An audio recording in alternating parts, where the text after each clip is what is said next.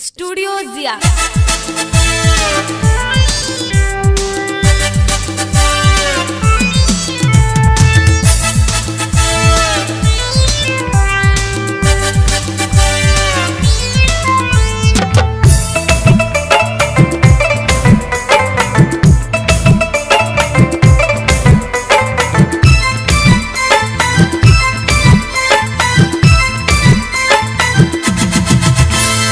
भोरे भोरे उठे हैं चूल्हा तर रुके हैं खाए ले लेंगे। भोरे भोरे उठे हैं चूल्हा तर रुके हैं खाए ले लेंगे। तो खाए ले लेंगे तो चार सीजा आलू बटर खाए ले लेंगे।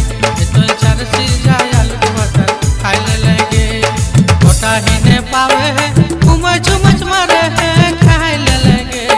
छोटा ही ने पावे है उमच उमच मारे हैं खाए ले लेंगे। खाए ले लेंगे तो चार सीजा आलू बटर खाए ले लेंगे। तो चार सीजा आलू बटर खाए ले लेंगे।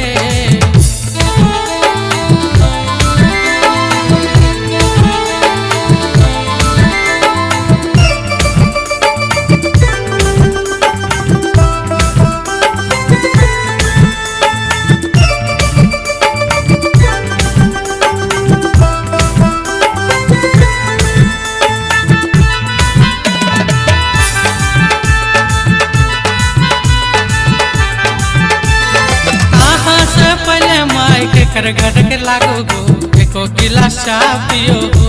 ए माय गो कराहीटा पोछ के चाटो हो। कहाँ से पहले माई के कर घर के लागो गो एको गिलास चाय पियो हो। ए माय गो कराहीटा पोछ के चाटो हो।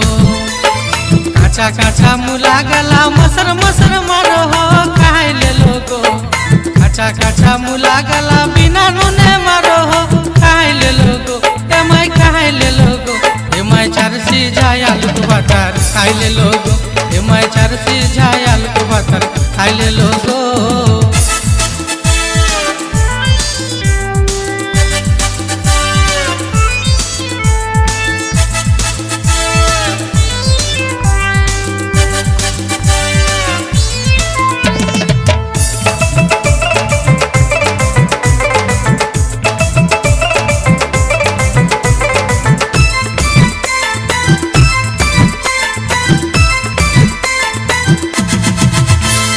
के तोरा कहलो मैं भालो घर के लागो गो कौन कुटुम में फंसाई देलो हो। ए माय गो गाँव बड़ी चुगली करो हो। के तोरा कहलो मैं भालो घर के लागो गो कौन कुटुम में फंसाई देलो हो। ए माय गो गाँव बड़ी चुगली करो हो। अरे तनी तनी बातें खाली बाबू घर पर हो खाए ले लोगो। तनी तनी बातें खाली बाबू घर पर हो खाए ले लोगो। ए माय खाए ले लोगो। ए माय चार सीजा आलू बटर खाए ले लोगो।